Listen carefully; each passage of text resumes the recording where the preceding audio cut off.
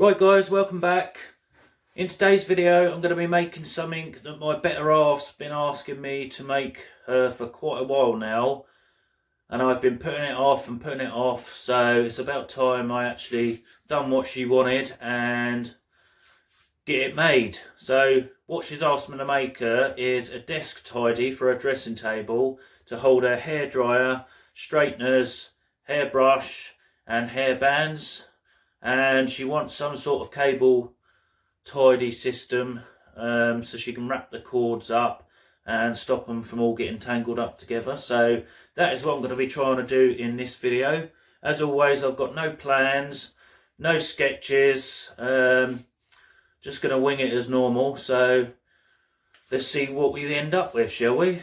And you're going to want to watch until the end of the video because I've got some exciting news for you regarding the workshop, so stay tuned for that. Right, to build this I'm going to be using some salvaged pine that I got from our old bedroom units.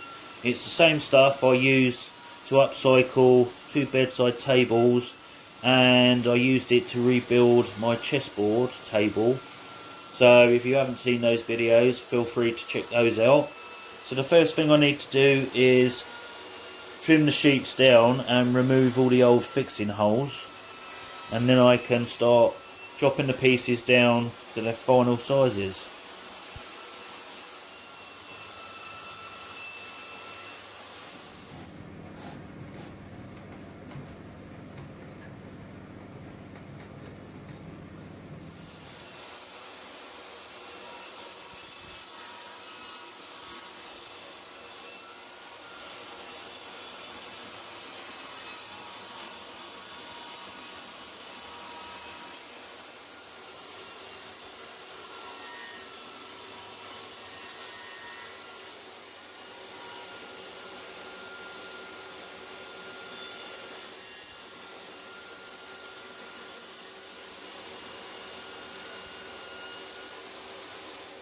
So to make this I'm going to be using a combination of dados and rabbit joints.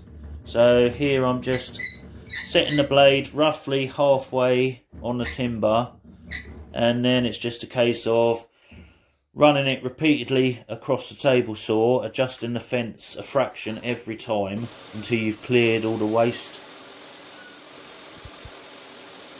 So a job like this would be a lot easier with a grooving blade or even a dado stack. Now my table saw will accept a dado stack, but they are so expensive I can't justify spending that sort of money on one, and they are actually illegal in this country, I do believe. However, a grooving blade is considerably cheaper, and I probably will look at getting one of those in the future. So here I'm onto the dados for the middle dividers, and I do that in exactly the same way, making multiple passes, adjusting the fence a fraction every time. And here you can see my first one, I managed to screw it up still and it was slightly too wide. So on the second time I was even more careful, and you'll see that it ended up a perfect snug fit.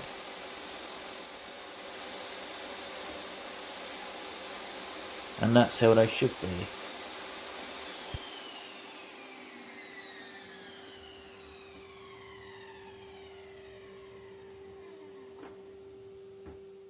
So I've got a rough idea how I want to build this, and I've just assembled the pieces together just to check that the rabbits and the dados are in the correct positions. So all that's left is to work out shaping and rounding the edges. So here I've got the left side piece and the middle support where the hairdryer is going to sit, and I've clamped them together, and I'm just cutting out the shape with my £19 Parkside jigsaw, and I am pleasantly surprised just how good this is.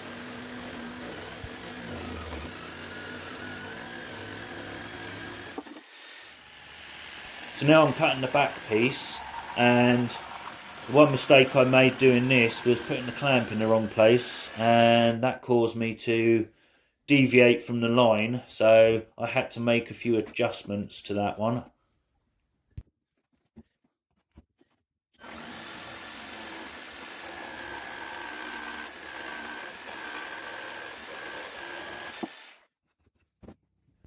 Right, so on this piece I need to cut a small notch for the handle of the hairdryer to rest on. So because I'm using a hole saw, I only want about a third of the hole cut on this board.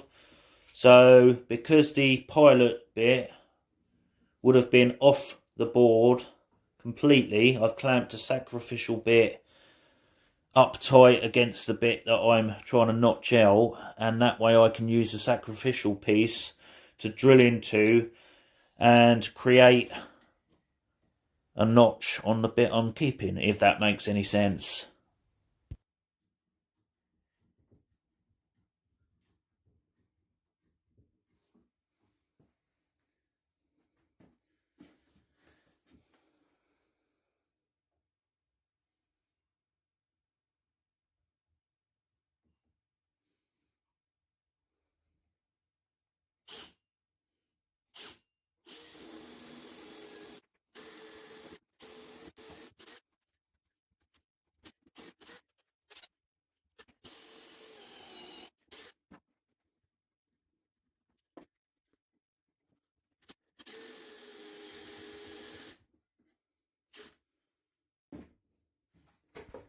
And you can see now what the notch is for.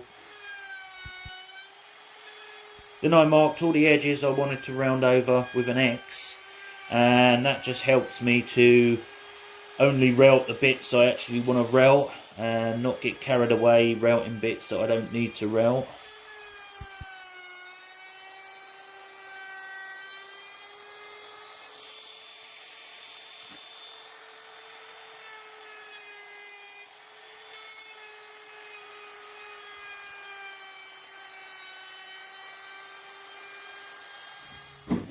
So now it's on to the worst part of the project, and something I hate with a passion, the sanding.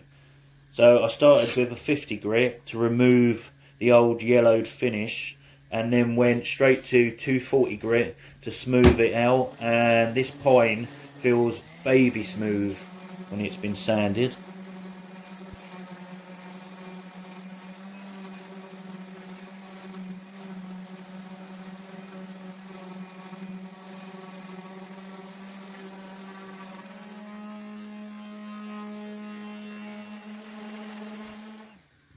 And here are all the pieces with the rabbits and dados all cut, and it's all ready to be assembled.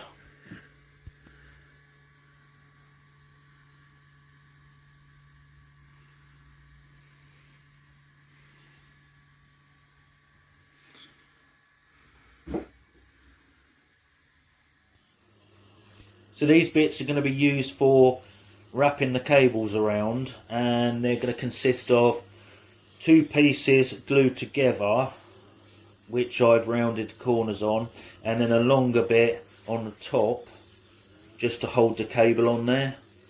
So nothing fancy.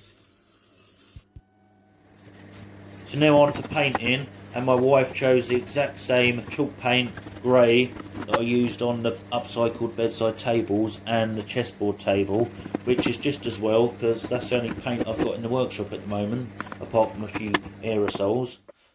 So I was careful not to put any paint on the bits that would require glue. That way the glue stands a better chance, and I'm using some brads along with the glue. There's going to be no screws on this, and I'm not even going to fill the nail holes because the more rustic it looks the better, so I'm not fussed either way whether the nail holes show or not.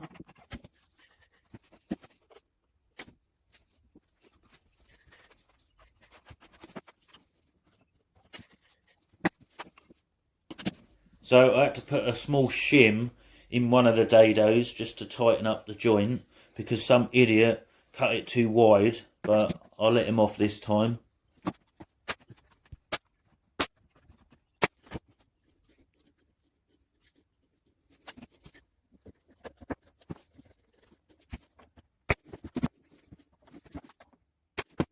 So these are going to be the bits that you wrap the cable around. So I've just stuck 2 little bits together, and then I'm going to drill those and secure those to the front piece with 2 screws, and then I'm going to put the top bit that you can see on the top to hold the cable in place. And this is where this drill comes into its own, but I forgot how much torque it's got and split the wood.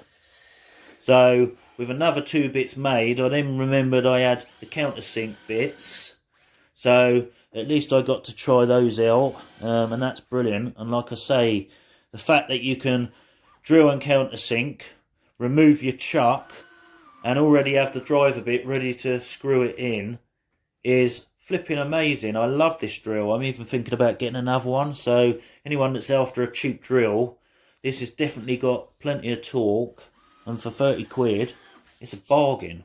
And no, I'm not sponsored by them.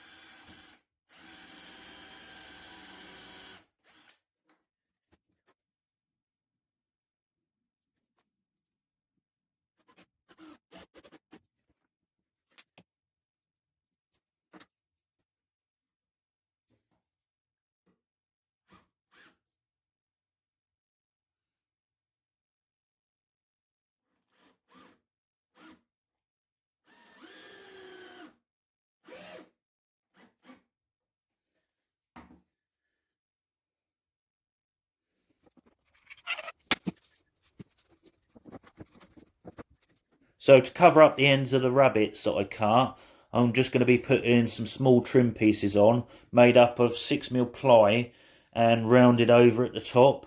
And I'm simply going to glue those and brad nail them on.